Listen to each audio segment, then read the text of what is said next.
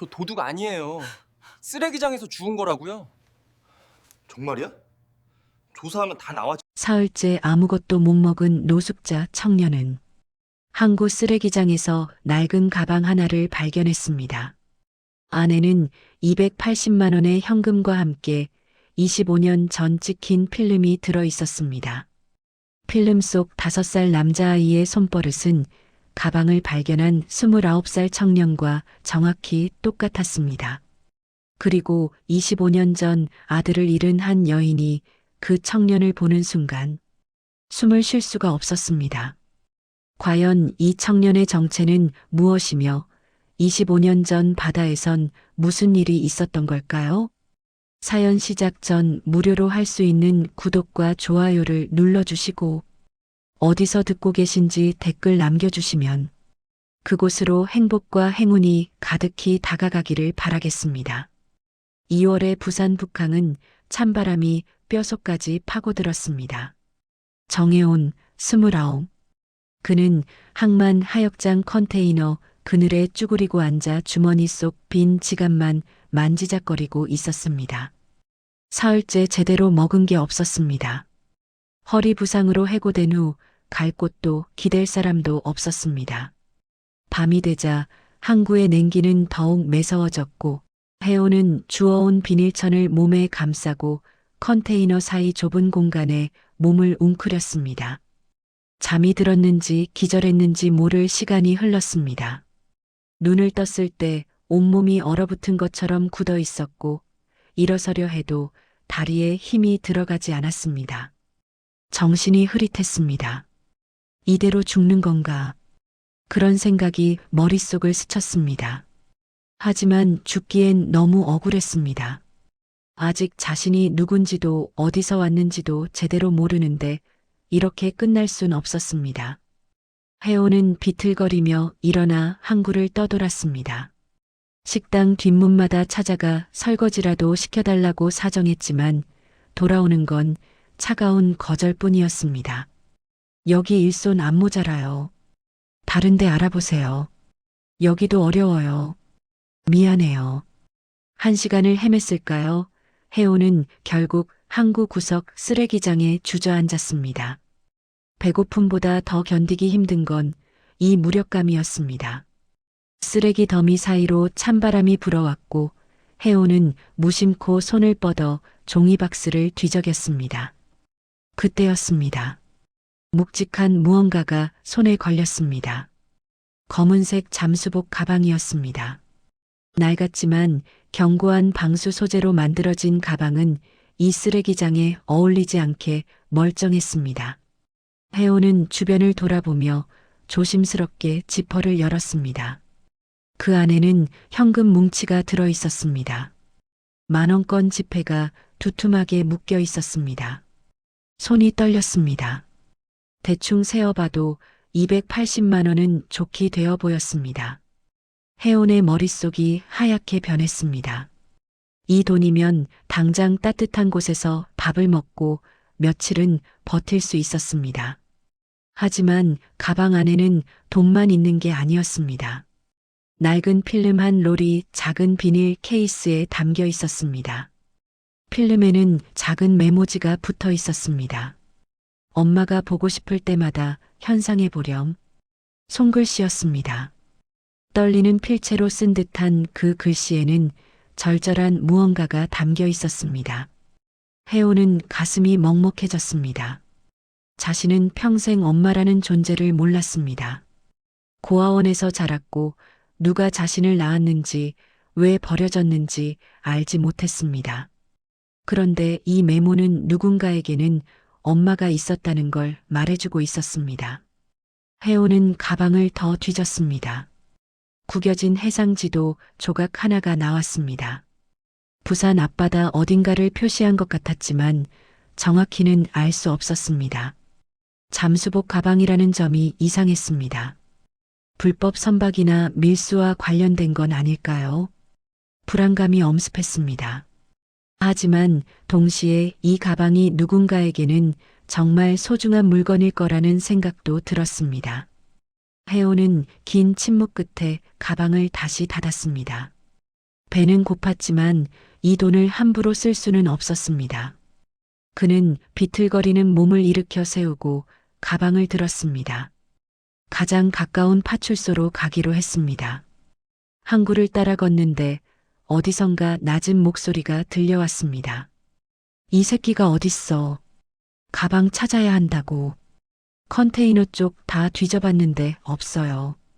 해오는 걸음을 멈췄습니다. 바닷가 쪽 컨테이너 사이에서 두 남자가 뭔가를 찾는 듯 보였습니다. 불길한 예감이 들었습니다. 해오는 재빨리 몸을 숨기고 다른 방향으로 돌아갔습니다. 심장이 두근거렸습니다. 이 가방을 찾는 사람들이 저들릴까요? 발걸음이 빨라졌습니다. 파출소는 항구에서 10분 거리였습니다. 해오는 가방을 꽉 붙잡고 어둠 속을 걸었습니다. 파출소 불빛이 보였을 때 안도의 한숨이 나왔습니다. 문을 열고 들어서자 당직 경찰관이 그를 올려다봤습니다. 무슨 일이세요? 저 이거 주웠습니다. 신고하려고요. 해오는 가방을 내밀었습니다. 경찰관이 가방을 받아들고 지퍼를 열었습니다. 현금 뭉치를 보자 경찰관의 표정이 굳어졌습니다. 어디서 주웠다고요? 항구 쓰레기장에 있었습니다. 신분증 있어요? 해오는 낡은 주민등록증을 꺼냈습니다. 경찰관은 해온을 위아래로 훑어봤습니다. 남루한 옷차림, 흙먼지 묻은 신발, 며칠 씻지 못한 얼굴. 혹시 이거 훔친 거 아니에요? 해온의 얼굴이 굳었습니다. 아닙니다. 정말 주었습니다. 그럼 왜 돈은 안 쓰고 가져왔어요? 280만 원이나 되는데. 그건 말문이 막혔습니다. 사실 쓰고 싶었습니다. 너무나 쓰고 싶었지만 양심이 허락하지 않았습니다. 하지만 그 말을 어떻게 설명할 수 있을까요? 일단 조사 좀 받아야겠네요. 앉으세요. 해오는 의자에 앉았습니다. 억울했습니다. 정직하게 신고했는데 도둑 취급을 받다니요. 경찰관이 가방 앞 물건들을 하나씩 꺼내기 시작했습니다. 현금, 필름, 해상지도 조각. 그리고 경찰관이 필름에 붙은 메모를 읽었습니다. 엄마가 보고 싶을 때마다 현상해 보렴이라. 경찰관의 표정이 조금 부드러워졌습니다. 이거 분실물 신고가 들어온 게 있나 확인해 볼게요. 컴퓨터를 두드리던 경찰관이 고개를 갸웃거렸습니다. 최근 일주일간 잠수복 가방 분실 신고는 없네요. 해오는 안도했습니다. 적어도 도둑은 아니라는 걸 증명할 수 있었습니다. 일단 유실물로 등록해두고 신고자 기다려야겠네요. 연락처 남겨주세요. 해오는 자신의 휴대폰 번호를 적었습니다. 배터리가 거의 없는 낡은 폰이었지만 그나마 연락받을 수 있는 유일한 수단이었습니다. 밖으로 나서자 찬바람이 다시 얼굴을 때렸습니다. 해오는 주머니에 손을 넣고 걸었습니다. 어디로 가야 할지 막막했습니다. 그때 뒤에서 목소리가 들렸습니다. 잠깐만요. 돌아보니 한 여성이 파출소에서 나오고 있었습니다. 50대 중반쯤 되어 보이는 그녀는 짧게 자른 회색 머리에 검은색 코트를 입고 있었습니다. 어깨에는 전문가용 카메라 가방이 메어져 있었습니다. 저 방금 전에 신고하신 분 맞으시죠? 여성이 다가오며 물었습니다. 해오는 고개를 끄덕였습니다. 네, 그런데요. 저 최은서라고 합니다. 그 가방 제 거예요. 해온의 눈이 커졌습니다. 아, 그러시구나. 다행이네요. 찾으셨네요. 은서는 해온을 가만히 바라봤습니다. 그녀의 눈빛이 흔들렸습니다. 무언가 말하려다 입을 다물었습니다. 혹시 지금 시간 괜찮으세요? 네. 식사하셨어요? 갑작스러운 질문에 해온은 당황했습니다. 그건 왜요? 가방 찾게 해주셔서 감사하다는 의미로 밥이라도 사고 싶어서요. 해온은 고개를 저었습니다. 아니에요. 당연히 해야 할 일을 했을 뿐이에요. 괜찮습니다. 그 순간 혜원의 배에서 꼬르륵 소리가 났습니다. 은서의 눈빛이 더욱 부드러워졌습니다. 제발 거절하지 마세요. 제가 정말 고마워서 그래요. 혜원은 더 이상 거절할 수 없었습니다. 사실 너무 배가 고팠습니다. 그럼 감사히 먹겠습니다. 두 사람은 파출소 근처 작은 국밥집으로 향했습니다. 밤 11시가 넘었지만 아직 문을 연 곳이었습니다. 따뜻한 국밥이 나오자 혜원은 숟가락을 들었습니다. 하지만 바로 먹지 못하고 잠시 멈칫했습니다. 은서가 지켜보고 있었기 때문입니다. 드세요. 편하게요. 은서의 말에 혜원은 조심스럽게 국밥을 떠먹기 시작했습니다. 며칠 만에 먹는 따뜻한 음식이었습니다. 눈물이 날 것 같았습니다. 은서는 혜원이 먹는 모습을 지켜봤습니다. 그의 손이 떨리고 있었습니다. 배가 고파서인지 추워서인지 알 수 없었습니다. 혜원이 국물을 마시다가 무의식 중에 손가락으로 옷깃을 만지작거렸습니다. 은서의 손이 멈췄습니다. 그 버릇, 너무나 익숙한 버릇이었습니다. 25년 전 5살이던 아들이 불안할 때마다 하던 바로 그 버릇. 은서의 심장이 세게 뛰기 시작했습니다. 실례지만 몇 살이세요? 은서가 조심스럽게 물었습니다. 29이요. 가족은요? 혜원은 숟가락을 내려놓았습니다. 없어요. 부모님은요? 모릅니다. 고아원에서 자랐어요. 은서의 손이 떨렸습니다. 29. 25년 전 잃어버린 아들이 살아있다면 정확히 그 나이였습니다. 혹시 어디 고아원이었는지 기억하세요? 부산 중구에 있던 곳이었는데 지금은 문 닫았어요. 은서는 숨을 고르려 애썼습니다. 그곳은 25년 전 실종 아동들이 보호되던 곳이었습니다. 언제부터 거기 있었는지 기억나요? 혜원은 고개를 저었습니다. 정확히는 모르겠어요. 제일 오래된 기억이 대충 4~5살 때부터거든요. 그 전 기억은 없어요. 전혀요? 네. 원장 선생님이 그러시던데 제가 바다에서 구조됐다고 하더라고요. 근처 해변에서 혼자 떠돌다가 발견됐대요. 은서의 눈가가 붉어졌습니다. 바다. 남편과 아들이 실종된 곳도 바다였습니다. 혹시 이름은 누가 지어준 건지 아세요? 고아원에서 지어줬어요. 정혜온. 바다해자의 은혜 온자요. 바다에서 건져졌으니까요. 은서는 더 이상 참을 수 없었습니다. 눈물이 흘러내릴 것 같았습니다. 하지만 겨우 참았습니다. 저 실례가 안 된다면 한 가지만 더 물어봐도 될까요? 네. 혹시 어릴 때 사고 같은 거 당한 적 있어요? 다친 적이라던가. 혜원은 잠시 생각했습니다. 정확히는 모르겠는데 왼쪽 어깨에 흉터가 있어요. 원장 선생님이 발견됐을 때 이미 있었대요. 은서의 손이 테이블을 움켜쥐었습니다. 아들도 왼쪽 어깨에 화상 자국이 있었습니다. 뜨거운 물에 데인 작은 흉터였습니다. 괜찮으세요? 혜원이 걱정스럽게 물었습니다. 은서의 얼굴이 창백해져 있었기 때문입니다. 아, 네. 괜찮아요. 그냥 생각나는 게 있어서요. 은서는 물을 한 모금 마셨습니다. 정신을 차려야 했습니다. 아직 확실한 건 아무것도 없었습니다. 하지만 너무나 많은 것들이 일치했습니다.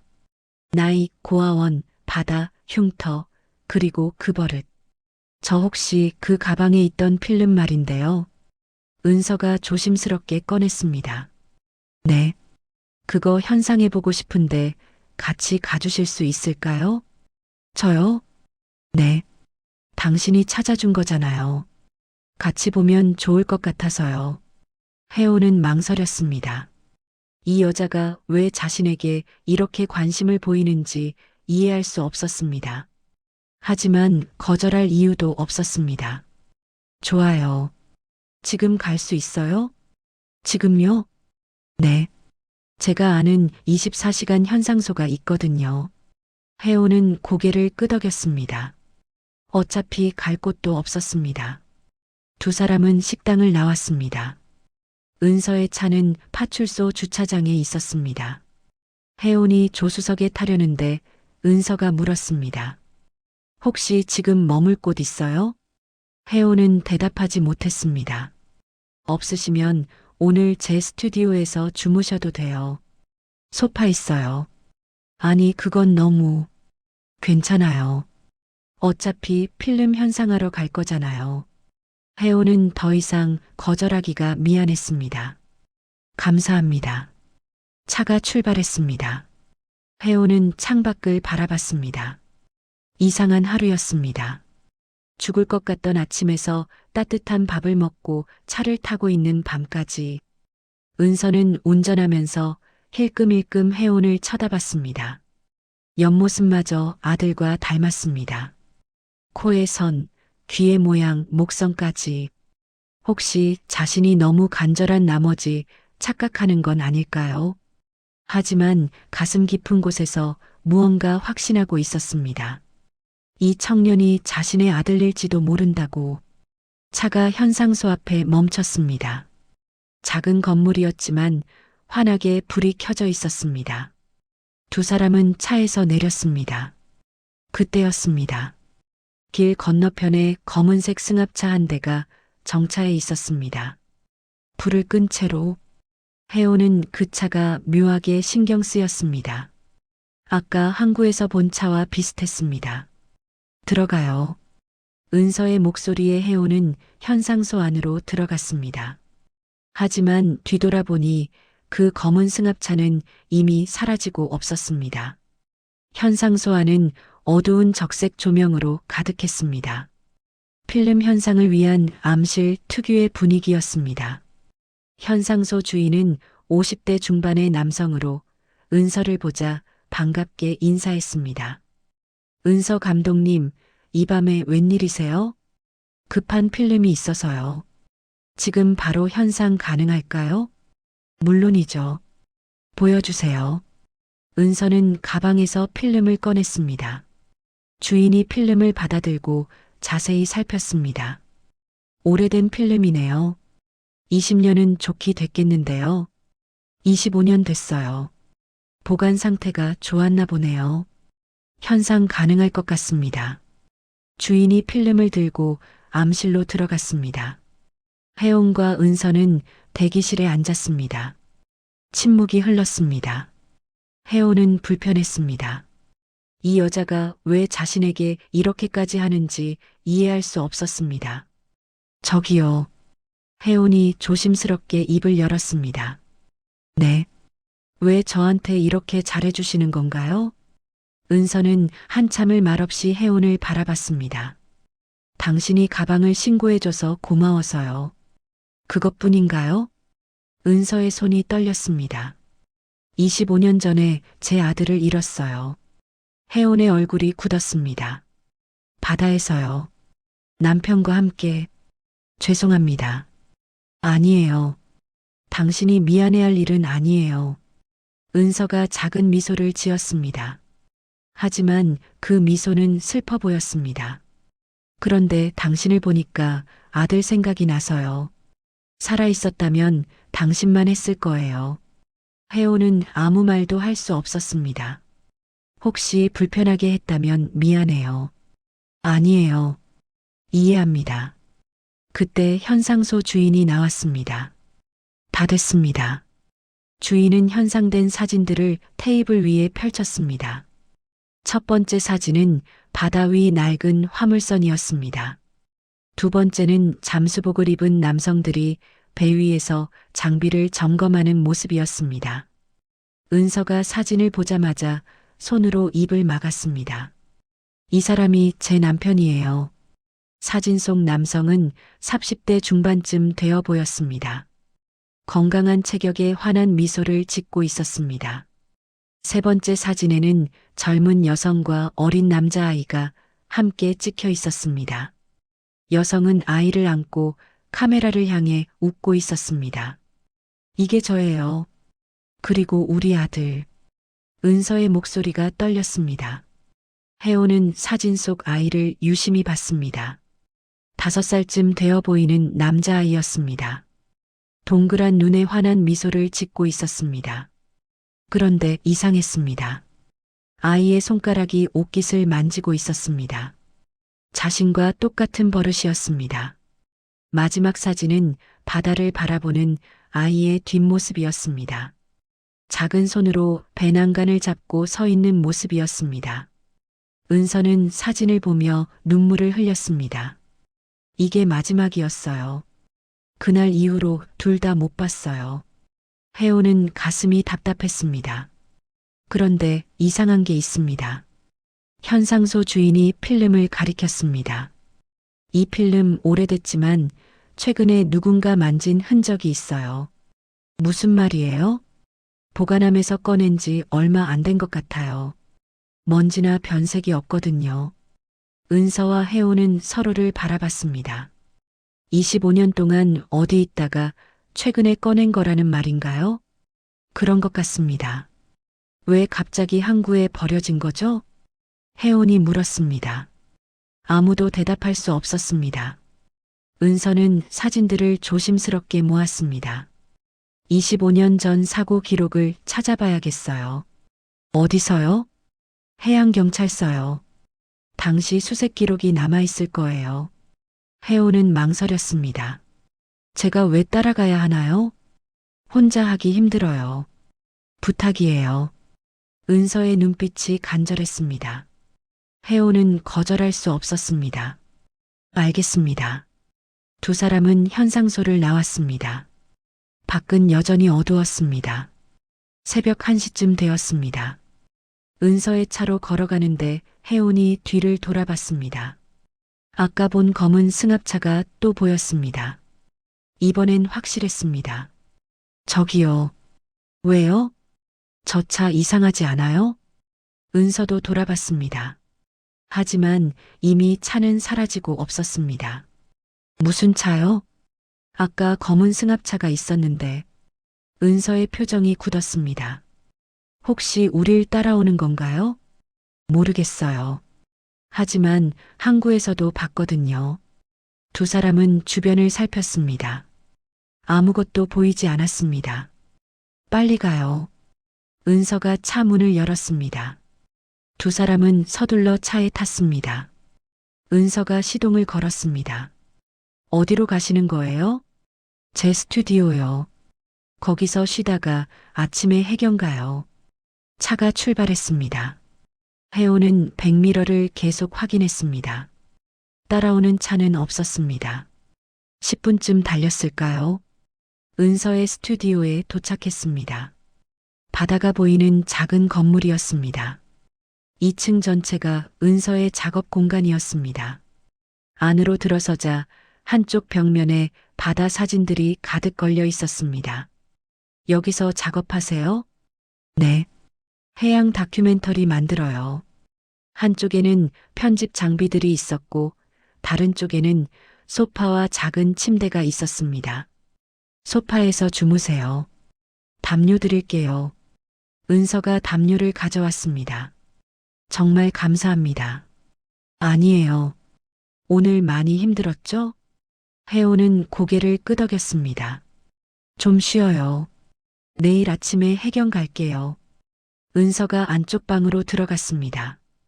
혜호는 소파에 누웠습니다. 너무나 부드러운 소파였습니다. 언제 이런 곳에서 잡았던가 싶었습니다. 하지만 잠이 오지 않았습니다. 오늘 하루가 너무나 이상했습니다. 죽을 뻔했던 아침부터 이 낯선 여자를 만나기까지, 그리고 그 사진 속 아이, 자신과 똑같은 버릇을 가진 아이, 혹시 자신이 그 아이일까요? 말도 안 되는 생각이었습니다. 하지만 마음 한구석에서 뭔가 꿈틀거렸습니다. 혜호는 천장을 바라보며 눈을 감았습니다. 안쪽 방에서는 은서가 사진들을 펼쳐놓고 있었습니다. 아들의 얼굴을 손으로 쓰다듬었습니다. 그리고 거실에 누워있는 혜원을 생각했습니다. 너무나 많은 것들이 일치했습니다. 나이, 고아원, 바다, 흉터, 그 버릇. 하지만 확신할 수는 없었습니다. 혹시 자신이 너무 간절한 나머지 착각하는 건 아닐까요? 은서는 창밖 바다를 바라봤습니다. 25년 전 그날도 이렇게 어두운 밤이었습니다. 남편과 아들을 태운 배가 떠난 밤. 다시는 돌아오지 않은 그 밤. 은서의 눈에서 눈물이 흘러내렸습니다. 다음 날 아침 혜원은 소파에서 눈을 떴습니다. 창밖으로 햇살이 들어오고 있었습니다. 오랜만에 따뜻한 곳에서 잔 밤이었습니다. 거실로 나오니 은서가 커피를 내리고 있었습니다. 잘 주무셨어요? 네, 감사합니다. 커피 드실래요? 네. 은서가 커피 2잔을 테이블에 놓았습니다. 오늘 해양경찰서 갈 건데 같이 가실 수 있죠? 혜원은 고개를 끄덕였습니다. 네, 가겠습니다. 아침 9시 두 사람은 부산 해양경찰서에 도착했습니다. 은서는 민원실로 가서 25년 전 사고 기록 열람을 요청했습니다. 담당 직원이 컴퓨터를 검색했습니다. 1999년 5월 사고 기록이시죠? 잠시만요. 몇 분 후 직원이 고개를 갸웃거렸습니다. 이상하네요. 기록이 불완전해요. 무슨 말씀이세요?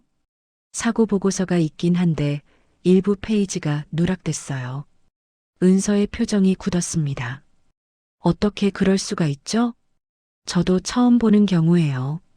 통상 이런 기록은 완전하게 보관되는데 남은 기록이라도 볼 수 있을까요? 네, 잠시만요. 직원이 프린트한 문서를 건넸습니다. 은서가 문서를 펼쳤습니다. 기상 악화로 인한 선박 침몰 사고, 실종자 3명, 남성 2명, 아동 1명, 수색 작업 사흘간 진행, 발견 실패로 종결. 간단한 내용뿐이었습니다. 이게 전부예요? 네, 나머지 페이지는 시스템에도 없어요. 혜원이 물었습니다. 혹시 당시 수색에 참여했던 분들 연락처를 알 수 있을까요? 직원이 다시 컴퓨터를 확인했습니다. 공식 기록에는 없는데 당시 베테랑 직원이 한 분 계세요. 지금은 은퇴하셨지만 연락처 주실 수 있나요? 개인정보라 직접은 안 되고요. 제가 연락해 볼게요. 직원이 전화를 걸었습니다. 잠시 후 직원이 말했습니다. 오늘 오후 2시에 만날 수 있대요. 남한 카페에서요. 감사합니다. 두 사람은 해경을 나왔습니다. 점심시간까지 2시간 정도 남았습니다. 뭐라도 드실래요? 은서가 물었습니다. 아니요, 괜찮아요. 아침도 안 드셨잖아요. 혜원은 사실 배가 고팠지만 계속 신세 지는 게 부담스러웠습니다. 정말 괜찮습니다. 저도 배고파요. 같이 먹어요. 은서는 혜원을 데리고 근처 식당으로 갔습니다. 식사를 하면서 은서가 조심스럽게 물었습니다. 혹시 어릴 때 기억나는 거 있어요? 거의 없어요. 바다에 대한 기억은요? 혜원은 잠시 생각했습니다. 가끔 꿈을 꿔요. 어떤 꿈이요? 바다에 빠지는 꿈이요. 물속이 너무 차갑고 숨을 쉴 수가 없어요. 은서의 손이 떨렸습니다. 그리고 누군가 제 손을 잡는데 누군지는 안 보여요. 그게 전부예요? 네, 그 이상은 기억이 안 나요. 은서는 더 이상 묻지 못했습니다. 너무 확신하고 싶었지만 동시에 두려웠습니다. 만약 틀렸다면 어떡하죠? 오후 2시 두 사람은 남한 카페에 도착했습니다. 창가 자리에 60대 중반쯤 되어 보이는 남성이 앉아 있었습니다. 최경수입니다. 은퇴한 해경이에요. 저 최은서입니다. 연락 주셔서 감사합니다. 세 사람은 자리에 앉았습니다. 은서가 사진을 꺼냈습니다. 이 사고 기억하세요? 최경수가 사진을 보더니 고개를 끄덕였습니다. 기억하죠. 평생 잊을 수 없는 사고였어요. 왜요? 이상한 점이 너무 많았거든요. 은서가 몸을 앞으로 기울였습니다. 어떤 점이요? 일단 사고 보고서가 수정됐어요. 수정됐다고요? 처음 작성된 보고서와 최종 보고서가 달랐어요. 어떻게 다른데요? 최경수가 주변을 살피고는 목소리를 낮췄습니다. 처음 보고서에는 생존자 목격 증언이 있었어요. 생존자요? 네, 사고 이틀 후에 근처 해변에서 아이가 발견됐다는 증언이요. 혜원의 심장이 빠르게 뛰기 시작했습니다. 그런데 왜 최종 보고서에는 없죠? 위에서 삭제하라고 했대요. 확인되지 않은 정보라면서요. 하지만 증언이 있었던 거잖아요.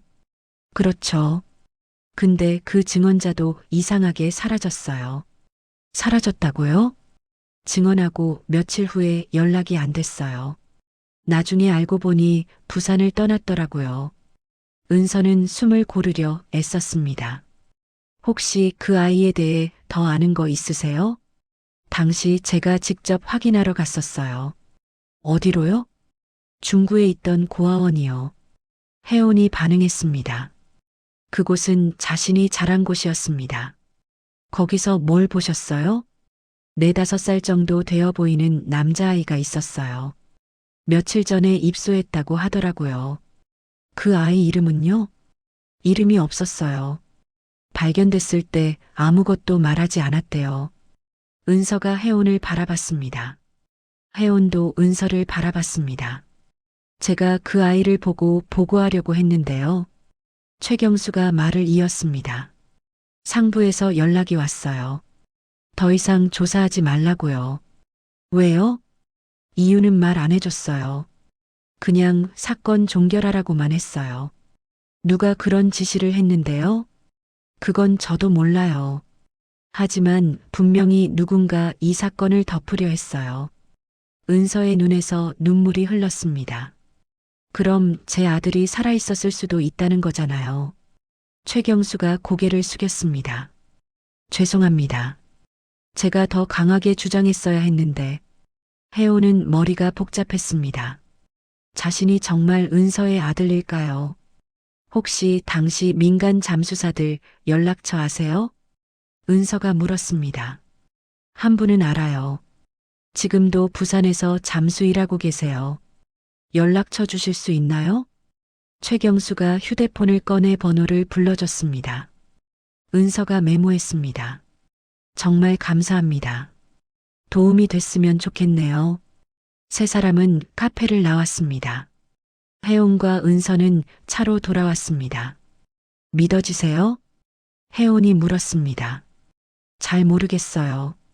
하지만 뭔가 숨겨진 게 분명해요. 누가 왜 숨긴 걸까요? 그걸 알아내야 해요.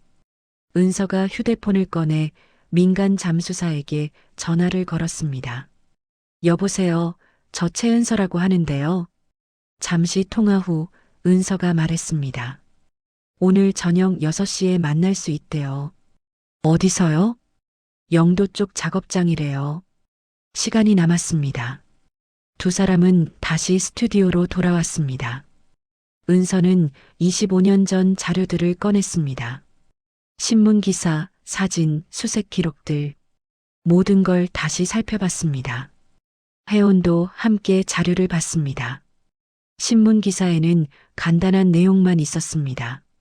기상 악화로 인한 안타까운 사고, 유가족의 슬픔, 그뿐이었습니다. 너무 간단해요. 혜원이 말했습니다. 그죠?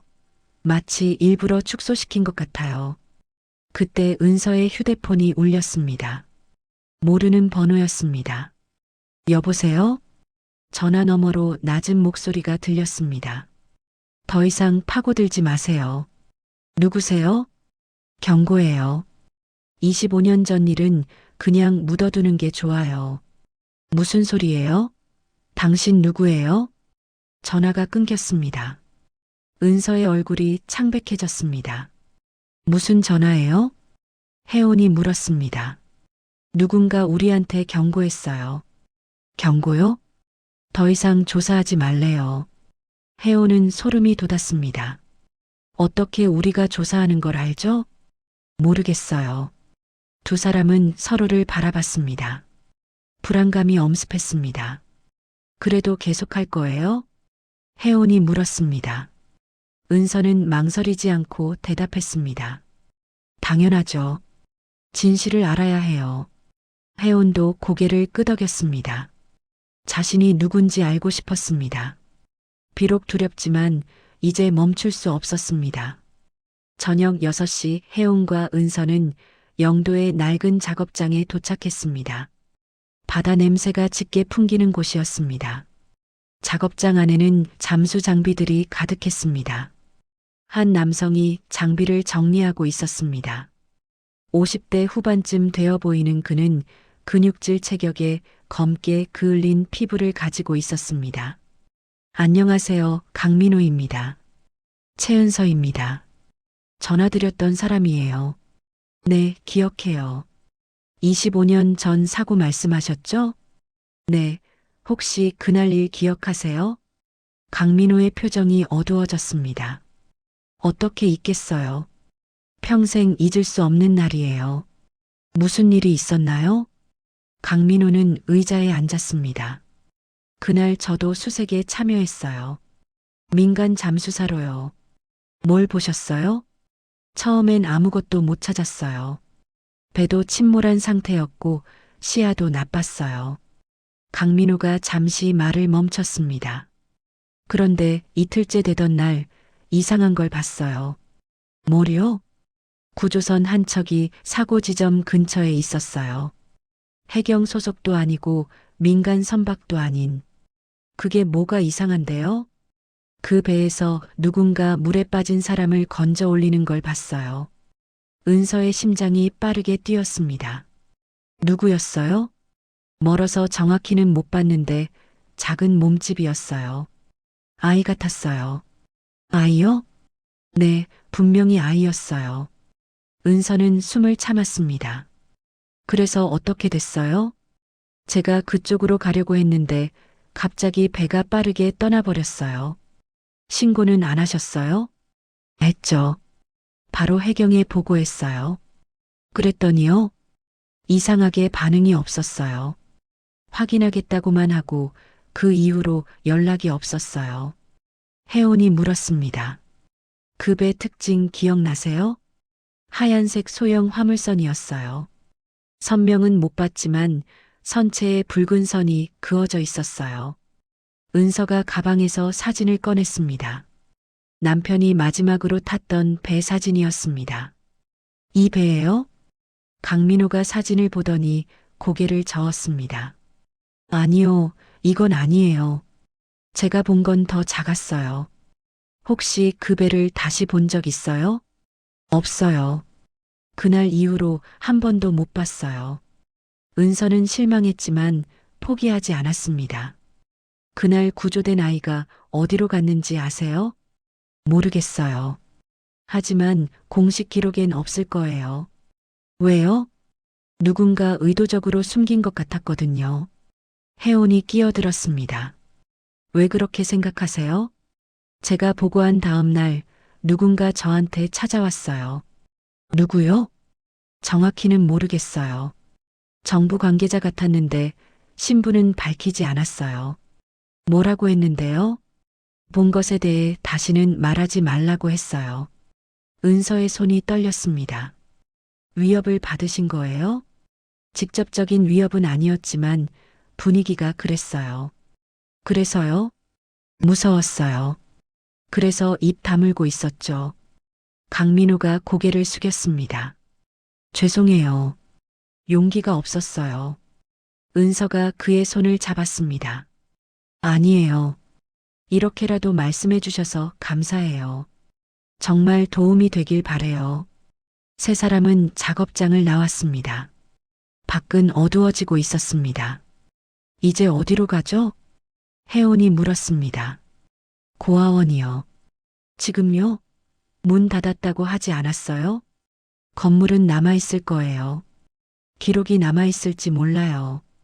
두 사람은 차를 타고 부산 중구로 향했습니다. 30분쯤 달렸을까요? 낡은 3층 건물 앞에 도착했습니다. 창문은 널판지로 막혀 있었고 출입문에는 자물쇠가 채워져 있었습니다. 여기가 제가 자란 곳이에요. 혜원이 건물을 올려다보며 말했습니다. 기억나요? 어렴풋이요. 이 계단에서 놀았던 것 같아요. 은서는 건물 주변을 살폈습니다. 뒷문이 있었습니다. 자물쇠가 녹슬어 있었습니다. 들어갈 수 있을 것 같아요. 은서가 손전등을 꺼냈습니다. 혜원이 녹슨 자물쇠를 흔들었습니다. 몇 번 시도 끝에 자물쇠가 풀렸습니다. 두 사람은 조심스럽게 안으로 들어갔습니다. 먼지 냄새가 코를 찔렀습니다. 건물 안은 텅 비어 있었습니다. 2층으로 올라가는 계단을 올랐습니다. 복도 양쪽으로 방들이 있었습니다. 원장실이 어디였죠? 제일 안쪽이요. 혜원이 앞장섰습니다. 제일 끝 방문을 열었습니다. 안에는 낡은 책상과 서랍장이 남아 있었습니다. 은서가 서랍을 열기 시작했습니다. 대부분 비어 있었습니다. 하지만 제일 아래 서랍에서 낡은 파일 하나를 발견했습니다. 이거 봐요. 은서가 파일을 펼쳤습니다. 입소 기록부였습니다.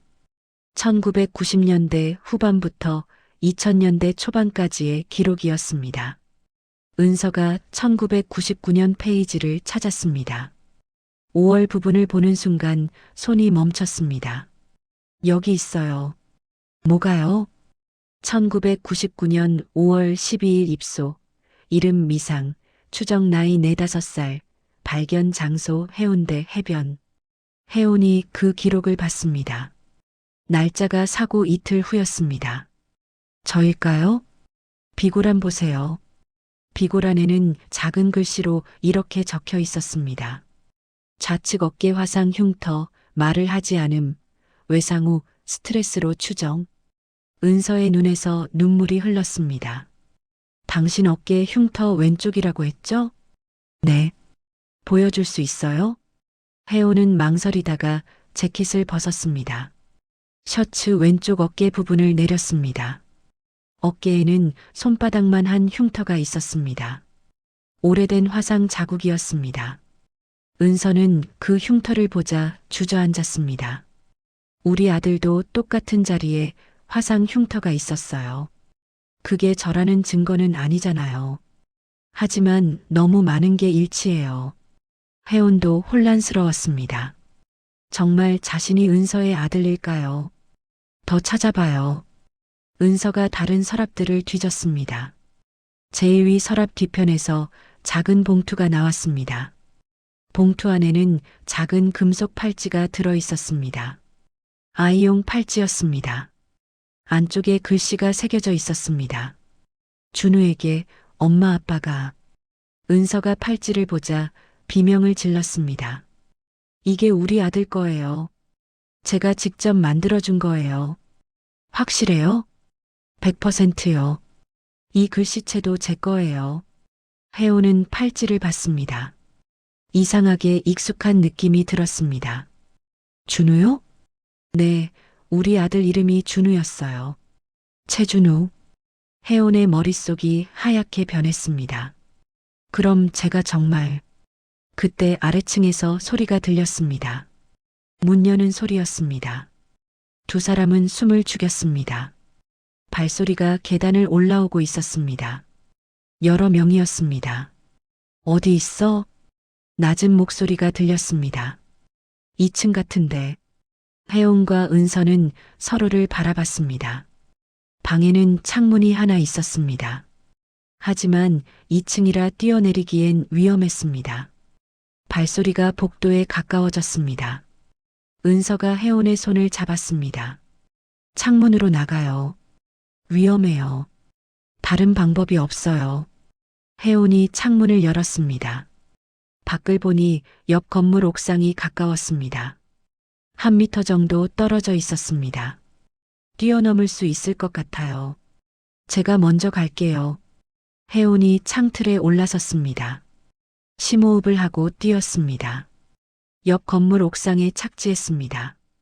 이리 와요. 은서도 창틀에 올랐습니다. 그때 방문이 열렸습니다. 거기서 남자 2명이 들어왔습니다. 은서는 주저없이 뛰었습니다. 혜온이 그녀를 받았습니다. 2 사람은 옥상을 가로질러 달렸습니다. 뒤에서 남자들이 따라왔습니다. 옥상 반대편에 비상계단이 있었습니다. 2 사람은 계단을 내려가 골목으로 빠져나왔습니다. 숨이 찼지만 멈출 수 없었습니다. 은서의 차까지 전력으로 달렸습니다. 차에 타자마자 은서가 시동을 걸었습니다. 백미러로 보니 남자들이 뛰어오고 있었습니다. 차가 출발했습니다. 한참을 달린 후에야 2 사람은 안도했습니다. 누구였을까요? 혜온이 물었습니다. 모르겠어요. 하지만 우릴 해치려 한 것 같아요. 이제 어떡하죠? 은서는 잠시 생각했습니다. 경찰서에 가야 해요. 믿어줄까요? 증거가 있어요. 은서가 가방을 가리켰습니다. 입소 기록부와 팔찌가 들어 있었습니다. 이걸로 뭘 할 수 있죠? DNA 검사요. 혜온이 은서를 바라봤습니다. 정말 할 거예요? 네, 확실히 알고 싶어요. 혜온도 고개를 끄덕였습니다. 저도요. 2 사람은 서로의 손을 꽉 잡았습니다. 진실이 무엇이든 이제 알아야 했습니다. 다음 날 아침 혜온과 은서는 병원 유전자 검사실에 앉아 있었습니다. 밤새 한숨도 자지 못했습니다. 너무 많은 일이 있었고 너무 많은 것들이 밝혀졌습니다. 혈액 채취 준비되셨어요? 간호사가 들어왔습니다. 먼저 은서의 혈액을 채취했습니다. 그 다음 혜온의 차례였습니다. 바늘이 팔에 들어가는 순간 혜온은 긴장했습니다. 이 피 한 방울이 자신의 정체를 밝혀줄 것이었습니다. 결과는 24시간 후에 나와요. 간호사가 말했습니다. 그때까지 연락처로 알려드릴게요. 2 사람은 병원을 나왔습니다. 이제 뭐 하죠? 혜온이 물었습니다. 기다려야죠. 뭐? 은서의 목소리는 지쳐 있었습니다. 제 스튜디오로 가요. 쉬어야 해요. 차를 타고 가는 길 2 사람은 말이 없었습니다. 각자의 생각에 잠겨 있었습니다. 스튜디오에 도착했을 때는 오전 10시였습니다. 은서가 커피를 내렸습니다. 어젯밤 일 생각하면 아직도 무서워요. 혜온이 말했습니다. 저도요. 누가 우릴 쫓았을까요? 사건을 숨기려는 사람들 아닐까요? 그럴 거예요. 하지만 왜 25년이 지난 지금까지? 혜온은 대답할 수 없었습니다. 혹시 그 구조선 이야기 기억하세요? 은서가 물었습니다. 네, 하얀색의 붉은 선이 그어진 배요. 그 배가 뭐였을까요? 모르겠어요. 하지만 분명 공식 구조선은 아니었던 것 같아요. 은서는 노트북을 켰습니다. 1999년 당시 부산근해 선박 등록 기록을 찾아볼게요. 한참을 검색했지만 찾을 수 없었습니다. 너무 오래돼서 그런가. 그때 은서의 휴대폰이 울렸습니다. 모르는 번호였습니다. 은서는 주저하다가 전화를 받았습니다. 여보세요? 최은서 씨죠? 낯선 남자 목소리였습니다. 누구세요? 만나서 이야기하고 싶습니다. 무슨 이야기요? 25년 전 일이요. 은서의 심장이 빨라졌습니다. 당신 누구예요? 아는 게 많습니다. 만나시죠. 어디서요? 오후 3시 해운대 동백섬 등대 앞에서요. 혼자 와야 하나요? 아니요. 그 청년도 데려오세요. 전화가 끊겼습니다. 은서는 혜온을 봤습니다. 누구였어요? 모르겠어요. 하지만 우리 일을 알고 있대요. 함정 아닐까요? 그럴 수도 있어요. 하지만 가봐야 할 것 같아요. 혜온은 망설였습니다. 위험하지 않을까요? 공공장소예요. 괜찮을 거예요. 오후 3시가 되기 전 두 사람은 해운대 동백섬에 도착했습니다. 등대 앞에는 사람이 거의 없었습니다. 평일 오후라 한산했습니다. 벤치에 한 남자가 앉아 있었습니다. 60대 초반쯤 되어 보이는 남성이었습니다. 정장을 입고 있었습니다. 은서와 혜원이 다가가자 남자가 일어났습니다. 최은서 씨, 그리고 정혜원 씨 맞죠? 누구세요? 제 이름은 중요하지 않습니다. 무슨 이야기를 하고 싶은 건가요? 남자는 주변을 살피고는 목소리를 낮췄습니다. 25년 전 그날 저도 그 배에 있었습니다. 은서가 숨을 삼켰습니다. 무슨 말이에요? 사고가 아니었어요. 그럼 뭐였는데요? 의도된 일이었습니다. 혜원이 끼어들었습니다. 누가 왜 그랬는데요? 남자는 잠시 망설이다가 말을 이었습니다.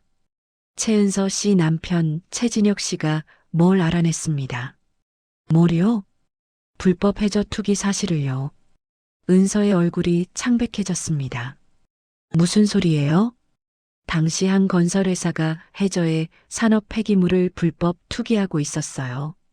그래서요? 최진혁 씨가 잠수 중에 그 현장을 목격했습니다. 증거도 촬영했고요. 그럼 그 사람들이 네, 그를 막으려 했죠. 사고로 위장해서요. 혜원이 물었습니다. 그럼 아이는요? 저는요? 남자가 혜원을 바라봤습니다. 당신이 최준우가 맞다면 기적적으로 살아남은 겁니다. 어떻게요? 배가 침몰하기 직전 최진혁 씨가 구명조끼를 입히고 바다에 띄웠어요. 은서의 눈에서 눈물이 흘렀습니다. 남편이 아들을 살린 거예요? 네, 마지막 순간까지 아들을 지키려 했습니다. 그럼 왜 아이가 고아원에 간 거죠? 남자가 한숨을 쉬었습니다. 그게 문제였어요. 아이가 구조됐을 때 회사 측 사람들이 먼저 알았어요. 그래서요? 증거를 없애려면 유일한 목격자인 아이도 처리해야 했죠. 은서가 비명을 질렀습니다. 5살 아이를?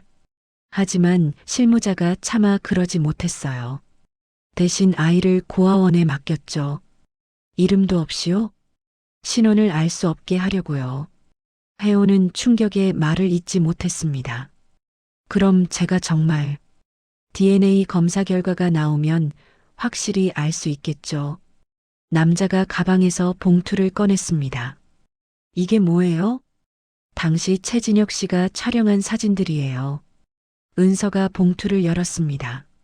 안에는 수중 사진들이 들어 있었습니다. 해저에 버려진 드럼통들, 폐기물 더미들, 그리고 선박 이름이 찍힌 사진도 있었습니다. 이 회사 아직도 있어요? 네, 지금은 더 커졌죠. 상장 기업이에요. 이름이 뭐예요? 남자는 망설였습니다. 대한해양건설입니다. 은서가 그 이름을 들은 순간 무언가 떠올랐습니다. 그 회사 회장이 누구죠? 강태준입니다. 당시엔 전무였죠. 그 사람이 명령한 거예요? 직접적인 증거는 없어요. 하지만 분명히 연루됐습니다. 혜원이 물었습니다. 왜 지금 이걸 말씀하시는 거예요? 남자의 눈빛이 흔들렸습니다. 25년간 죄책감에 시달렸어요. 더 이상 침묵할 수 없었습니다. 당신도 그 회사 사람이었나요?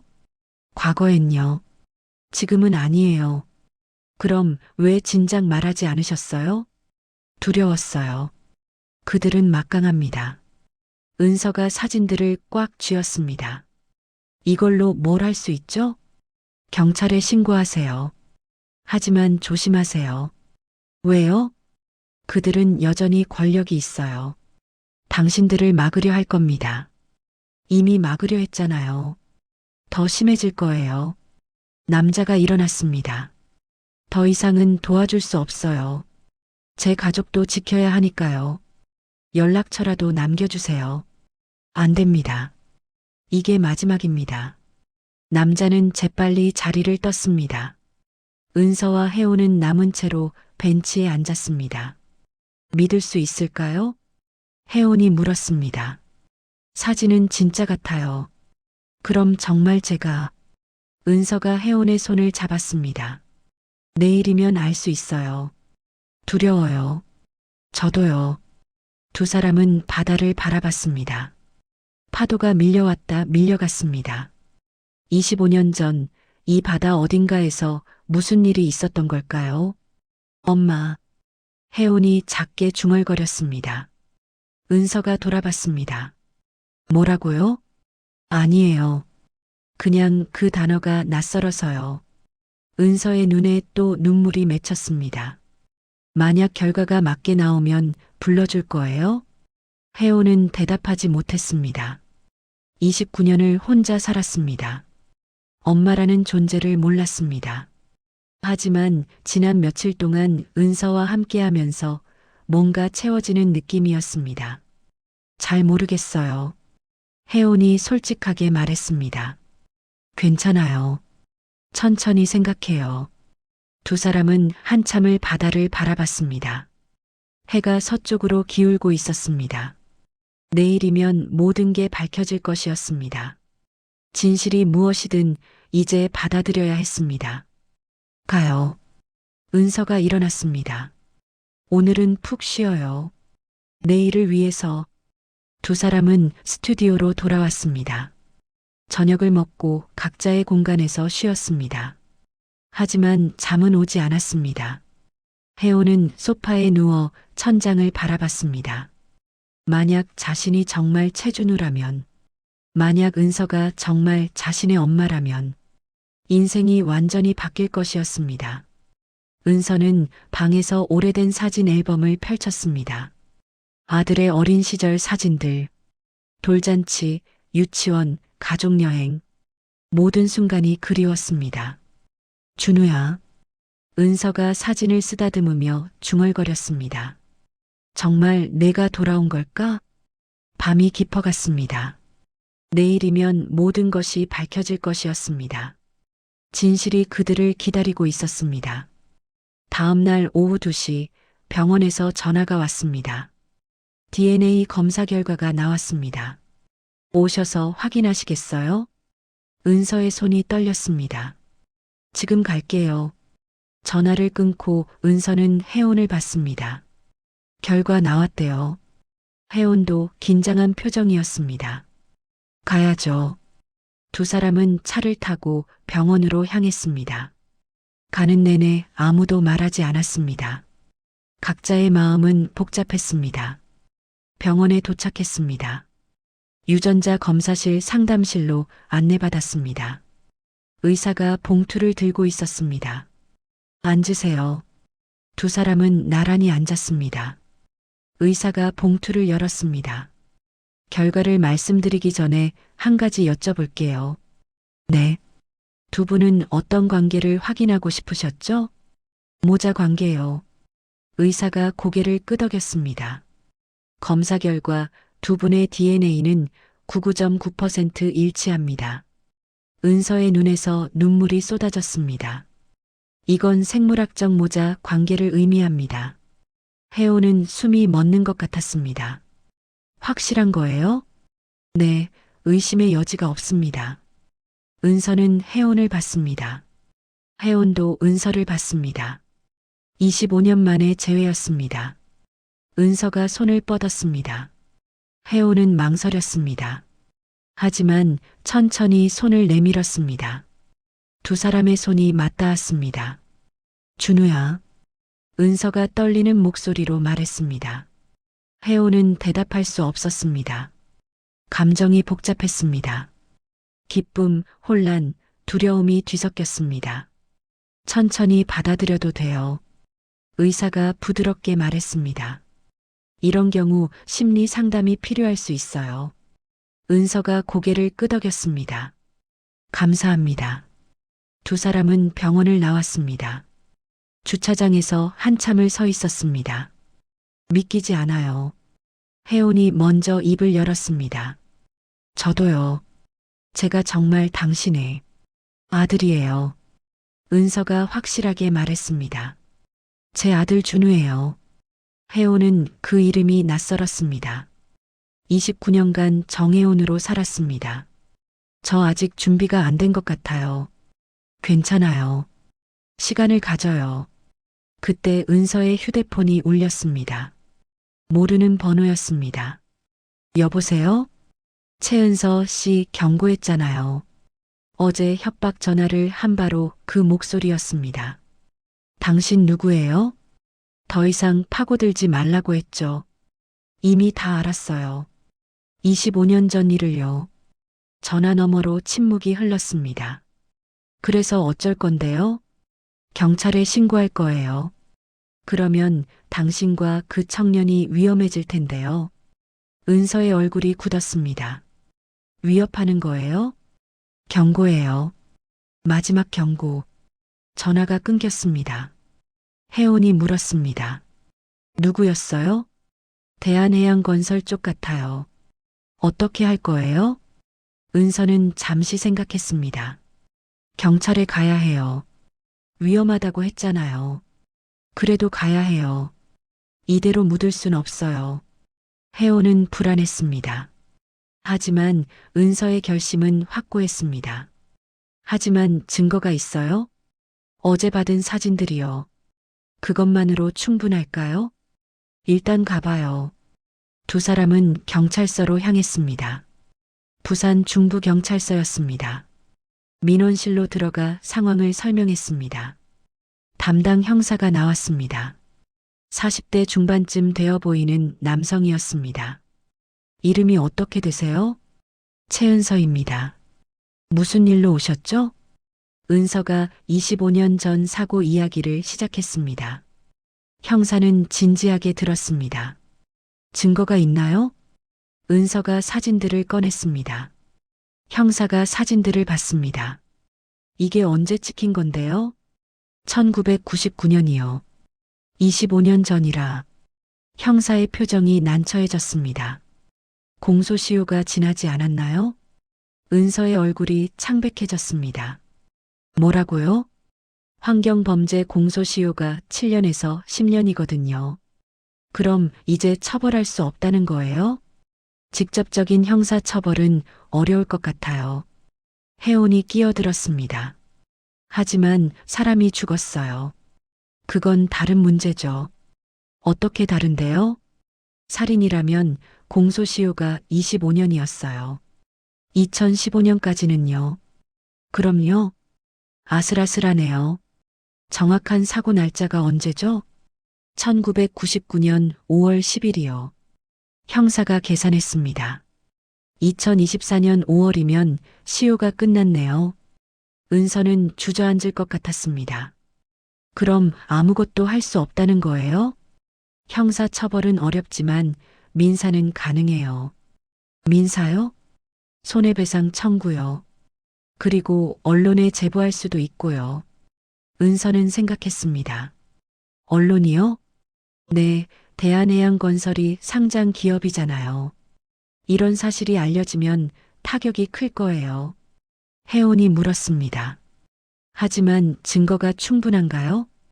더 필요하긴 해요. 증언할 사람이 있으면 좋고요. 은서가 말했습니다. 어제 만난 사람이 있어요. 당시 회사 관계자였던. 연락처 있어요? 아니요. 익명으로 만났어요. 형사가 고개를 끄덕였습니다. 일단 이 사진들은 제가 보관할게요. 조사해 볼게요. 정말 도움이 될까요? 약속은 못해요. 하지만 최선을 다하겠습니다. 두 사람은 경찰서를 나왔습니다. 무력감이 들었습니다. 이제 어떡하죠? 혜원이 물었습니다. 언론에 제보해야 할 것 같아요. 위험하지 않을까요? 이미 위험해요. 차라리 공개하는 게 나을지도 몰라요. 은서는 아는 기자에게 연락했습니다. 환경 전문 기자였습니다. 민수야, 나야. 시간 있어? 은서 누나? 무슨 일이에요? 큰 특종 하나 줄 수 있어. 뭔데요? 만나서 얘기할게. 지금 가능해? 네, 어디로 갈까요? 광안리 카페로 와. 1시간 후 세 사람은 광안리 카페에서 만났습니다. 기자는 30대 후반의 남성이었습니다. 은서가 모든 이야기를 했습니다. 기자는 충격을 받은 표정이었습니다. 이게 사실이에요? 네, 증거도 있어요. 사진들을 보여줬습니다. 기자가 사진들을 자세히 봤습니다. 대단한 건데요.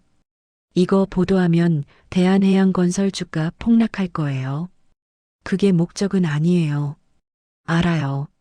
하지만 결과적으로 그렇게 될 거예요. 언제 보도할 수 있어요? 증거 보강이 필요해요. 더 있어요? 입소 기록부랑 팔찌요. 그것도 보여주세요. 은서가 가방에서 꺼냈습니다. 기자가 꼼꼼히 확인했습니다. 이 정도면 기사 쓸 수 있어요. 이틀 정도 주세요. 고마워. 하지만 조심하세요. 대한해양건설 쪽에서 가만히 있지 않을 거예요. 알아요. 카페를 나오는데 혜원이 뒤를 돌아봤습니다. 또 검은 승합차가 보였습니다. 저기요. 왜요? 저 차 계속 우릴 따라다녀요. 은서도 돌아봤습니다. 확실히 수상했습니다. 빨리 가요. 두 사람은 서둘러 차로 갔습니다.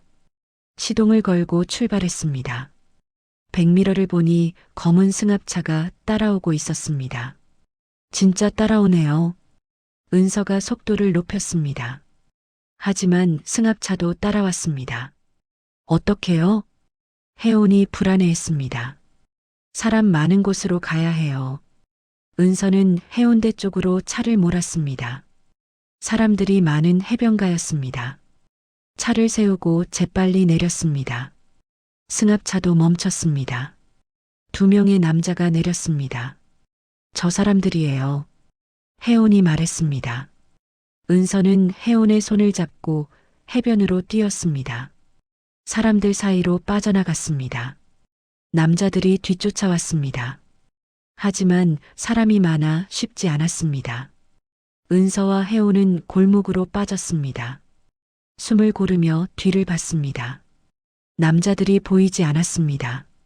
잠깐 놓친 것 같아요. 어디로 가죠? 경찰서요. 다시 가야 해요. 두 사람은 택시를 잡았습니다. 경찰서로 갔습니다. 아까 만난 형사에게 상황을 설명했습니다. 누가 따라왔다고요? 네, 계속 감시당하는 것 같아요. 차량 번호 봤어요? 아니요, 확인 못했어요. 형사가 난처한 표정을 지었습니다. 증거가 없으면 조치하기 어려워요. 그럼 저희는요? 당분간 조심하세요. 혹시 또 따라오면 바로 신고하고요. 은서는 답답했습니다. 알겠습니다. 경찰서를 나왔습니다. 이제 어디로 가죠? 혜원이 물었습니다. 스튜디오는 위험할 것 같아요. 그들이 알고 있을 테니까. 그럼요. 호텔 가요. 일단 숨어야 해요. 두 사람은 해운대의 한 호텔로 갔습니다. 방을 2개 잡았습니다. 방에 들어가자 긴장이 풀렸습니다. 은서가 혜원의 방으로 왔습니다. 괜찮아요? 네, 그런데 이러다 정말 위험한 거 아니에요? 미안해요. 당신을 이런 일에 휘말리게 해서. 아니에요. 제 일이기도 하니까요. 은서가 혜원을 바라봤습니다. 준우야. 아직 그 이름이 낯설어요. 천천히 익숙해지면 돼요. 혜원은 창밖을 봤습니다. 만약 아빠가 살아계셨다면 어땠을까요? 은서의 눈에 눈물이 맺혔습니다. 행복했겠죠. 세 식구가 함께. 아빠는 어떤 사람이었어요? 다정하고 용감한 사람이었어요. 당신처럼요. 혜원은 가슴이 뭉클했습니다. 저를 살리려고 돌아가신 거죠? 네, 마지막 순간까지 당신을 지켰어요. 두 사람은 한참을 말없이 앉아 있었습니다. 밖에서는 밤이 깊어가고 있었습니다. 이틀 후면 기사가 나올 것이었습니다. 그러면 모든 게 바뀔 것이었습니다. 진실이 세상에 알려질 것이었습니다. 하지만 그 전에 무슨 일이 일어날지 알 수 없었습니다. 두 사람은 불안한 마음으로 밤을 보냈습니다. 이틀이 지났습니다. 혜원과 은서는 호텔에서 숨죽이며 지냈습니다. 밖으로 나가지 않았습니다. 음식은 룸서비스로 해결했습니다. 오늘이 기사가 나오는 날이었습니다.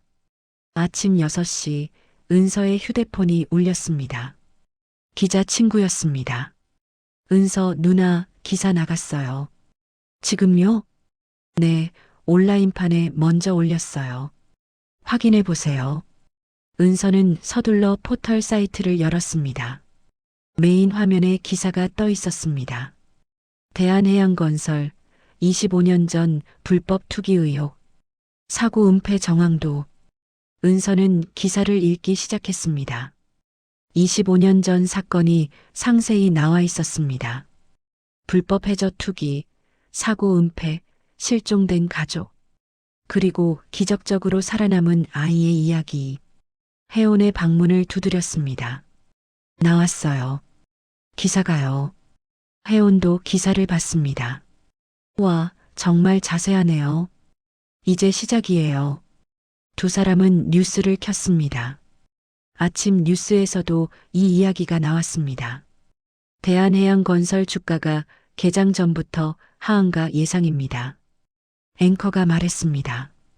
회사 측은 사실무근이라고 반박했지만 증거 사진과 증언이 공개되면서 파장이 커지고 있습니다. 화면에는 은서가 제공한 수중 사진들이 나왔습니다. 해저에 버려진 폐기물들. 피해자 유족은 진상 규명을 요구하고 있으며 검찰도 수사 검토에 들어갔습니다. 은서의 눈에서 눈물이 흘렀습니다. 드디어 세상에 알려졌어요. 혜원도 뭉클했습니다. 아버지도 이제 좀 편히 쉬실 수 있겠네요. 두 사람은 서로를 바라봤습니다. 25년간 숨겨졌던 진실이 드러났습니다. 오전 10시 은서의 휴대폰이 다시 울렸습니다. 아까 만났던 형사였습니다. 최은서 씨, 저 강민수 형사예요. 네, 기억해요. 기사 봤어요. 파장이 크네요. 네. 검찰에서 연락 왔어요. 재조사 들어간대요. 정말요? 네, 공소시효는 지났지만 진상규명은 할 수 있대요. 그리고 민사소송도 가능하고요. 감사합니다. 두 분 조심하세요. 아직 위험할 수 있어요. 전화를 끊고 은서는 혜원에게 말했습니다. 재조사 들어간대요. 다행이네요. 이제 조금씩 나아질 거예요. 오후가 되자 상황은 더 커졌습니다.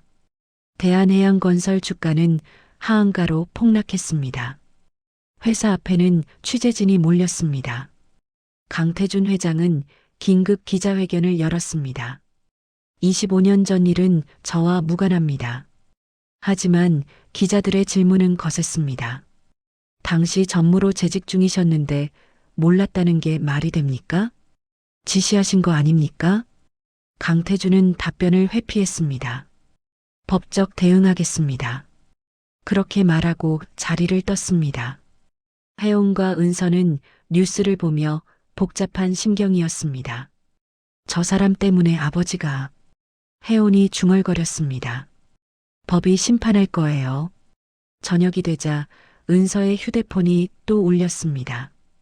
이번엔 모르는 번호였습니다. 여보세요? 최은서 씨죠? 낯선 여자 목소리였습니다. 누구세요? 강태준의 비서입니다. 은서의 얼굴이 굳었습니다. 무슨 일이죠? 회장님께서 만나고 싶어 하십니다. 왜요? 직접 사과하고 싶다고 하십니다. 은서는 믿을 수 없었습니다. 갑자기요? 네, 내일 오전 10시에 가능하신가요? 어디서요? 회사 회장실로 오시면 됩니다. 은서는 망설였습니다. 생각해보고 연락드릴게요. 알겠습니다. 전화를 끊고 은서는 혜원에게 말했습니다. 강태준이 만나자고 해요. 왜요? 사과하고 싶다는데. 믿어요? 모르겠어요. 위험하지 않을까요? 회사니까 괜찮지 않을까요? 혜원은 불안했습니다. 저도 같이 갈게요. 괜찮아요? 네, 혼자 보낼 수 없어요. 은서는 고마웠습니다. 그럼 같이 가요. 다음 날 오전 9시 반, 두 사람은 대한해양건설 본사로 향했습니다. 30층 건물이었습니다. 로비에는 취재진들이 진을 치고 있었습니다. 피해자 유족 왔다. 카메라가 두 사람을 향했습니다. 한 말씀 해주세요. 회장 만나러 가시는 겁니까? 은서는 대답하지 않았습니다. 혜원이 은서를 보호하며 엘리베이터로 향했습니다. 최상층인 30층에서 내렸습니다. 비서가 기다리고 있었습니다. 이쪽으로 오세요. 넓은 회장실로 안내받았습니다. 강태준이 책상 뒤에 앉아 있었습니다. 60대 후반의 남성이었습니다. 하지만 기력이 없어 보였습니다. 앉으세요. 두 사람은 소파에 앉았습니다. 강태준이 먼저 입을 열었습니다. 25년간 고통스러우셨죠. 은서는 대답하지 않았습니다. 사과드립니다. 그게 다예요? 제가 직접 지시한 건 아니었습니다. 하지만 알고 계셨죠. 강태준은 고개를 숙였습니다. 나중에 알았습니다. 그래서 덮으신 거고요. 회사를 지키려고. 그래서 사람이 죽어도 괜찮다는 거예요? 강태준은 대답하지 못했습니다. 혜원이 끼어들었습니다. 제 아버지는 정의를 위해 싸우다 돌아가셨어요. 알고 있습니다. 그런데 당신은 돈을 위해 침묵했죠. 강태준의 얼굴이 일그러졌습니다. 후회합니다. 후회로 되돌릴 수 있나요? 침묵이 흘렀습니다. 무엇을 원하십니까? 강태준이 물었습니다. 배상금을 드리겠습니다. 은서가 차갑게 말했습니다. 돈으로 해결하려고요? 그럼 뭘 원하시는데요? 진실입니다. 당신이 직접 말하세요. 무슨 일이 있었는지. 강태준은 한참을 망설였습니다. 카메라 앞에서요. 네. 강태준은 고개를 저었습니다. 그건 안 됩니다. 왜요? 회사가 무너집니다. 이미 무너지고 있잖아요. 직원들이 있습니다. 수천 명이요. 은서는 일어섰습니다. 그럼 우린 할 말이 없네요. 잠깐만요. 강태준이 붙잡았습니다. 다시 한번 생각해 주세요. 생각할 게 없어요. 두 사람은 회장실을 나왔습니다. 엘리베이터를 타고 내려왔습니다. 로비로 나오자 취재진이 다시 몰려들었습니다. 어떻게 되셨어요? 회장이 뭐라고 했습니까? 은서가 마이크 앞에 섰습니다. 강태준 회장은 진심 어린 사과를 하지 않았습니다. 기자들이 받아 적었습니다. 오히려 돈으로 해결하려 했습니다.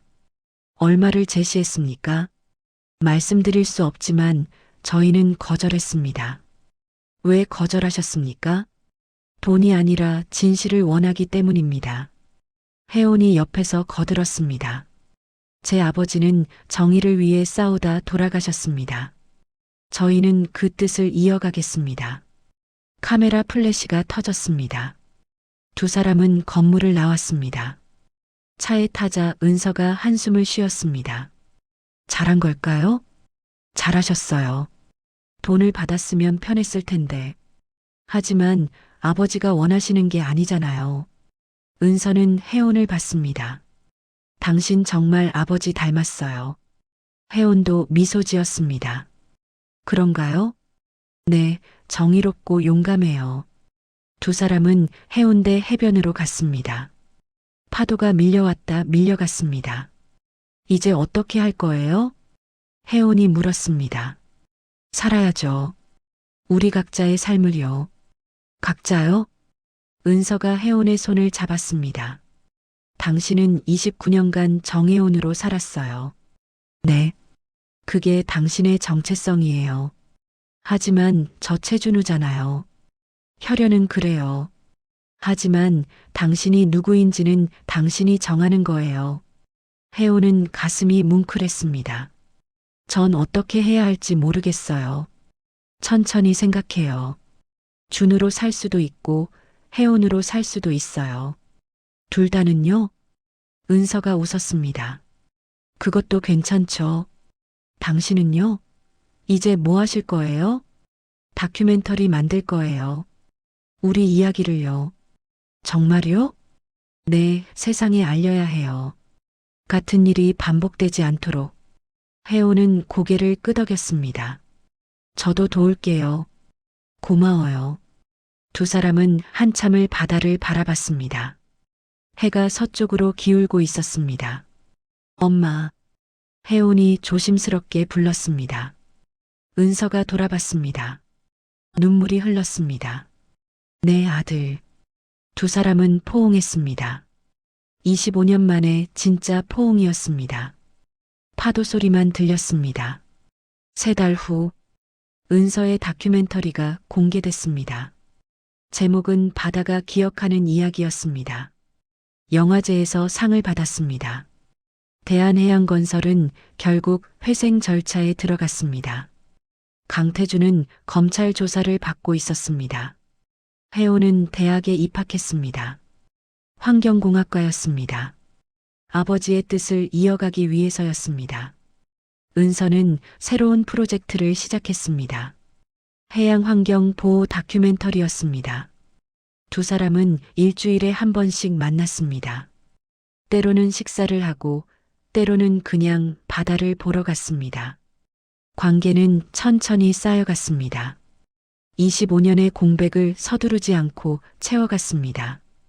어느 날 혜온이 은서에게 물었습니다. 행복하세요? 은서가 미소 지었습니다. 네, 당신은요? 저도요. 그럼 됐어요. 두 사람은 손을 잡고 해변을 걸었습니다. 파도가 발끝을 적셨습니다. 앞으로 어떤 일이 있을지 알 수 없었습니다. 하지만 두 사람은 함께였습니다. 그것만으로 충분했습니다. 진실은 결국 드러났습니다. 정의는 늦었지만 이루어졌습니다. 그리고 무엇보다 잃어버렸던 가족이 돌아왔습니다. 완벽하지 않지만 그래도 함께였습니다. 바다는 모든 것을 기억하고 있었습니다. 25년 전 그날의 비극을, 그리고 오늘의 재회를. 파도는 계속 밀려왔다 밀려갔습니다. 시간은 흘러갔습니다. 하지만 어떤 것들은 변하지 않았습니다.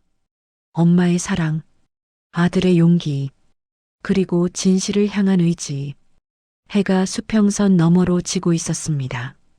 새로운 하루가 끝나고 있었습니다. 내일은 또 다른 하루가 올 것이었습니다. 두 사람은 그렇게 함께 걸어갔습니다.